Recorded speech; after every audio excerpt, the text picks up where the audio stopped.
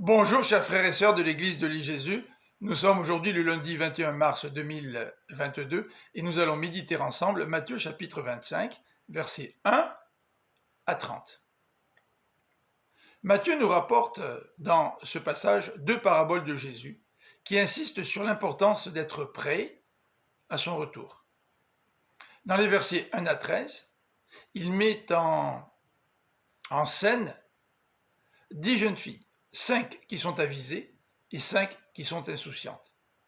Les 10 attendent la venue du marié pour participer à la procession. C'est le soir. Elles s'éclairent avec des torches probablement fabriquées avec du linge imbibé d'huile. Elles finissent par s'endormir. Puis soudain, une voix retentit. « Le marié arrive !» Les jeunes filles se réveillent, rallument leurs torches et les 5 insouciantes s'adressent aux 5 autres en leur disant « Nous n'aurons pas assez d'huile, partagez avec nous vos réserves, nous n'avons pas de réserve. »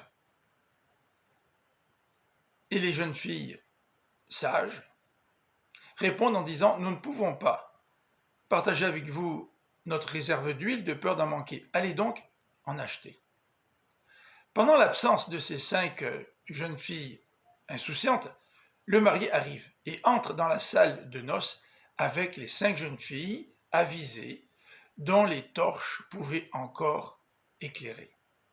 À leur retour, les 5 jeunes filles insouciantes ou insensées frappent à la porte pour pouvoir rentrer.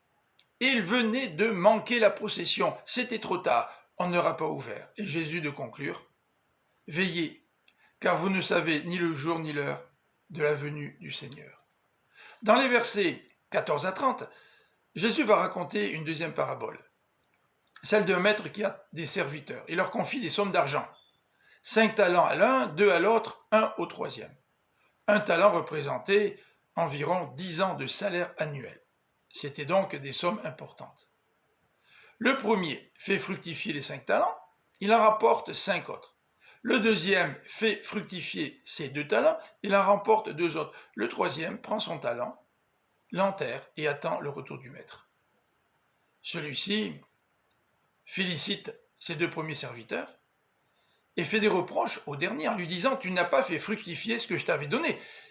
Et au verset 24, ce troisième serviteur fait des reproches au maître. « Tu es un homme dur, tu moissonnes où tu n'as rien semé. » « Mais tu n'as aucune excuse, dit le maître. Tu le savais, tu aurais pu placer l'argent en banque. » Et Jésus de prononcer les paroles suivantes. « À celui qui a, on donnera encore. À celui qui n'a pas, on ôtera même ce qu'il a. » Le Seigneur nous donne des talents. C'est à nous de les faire fructifier pour son royaume.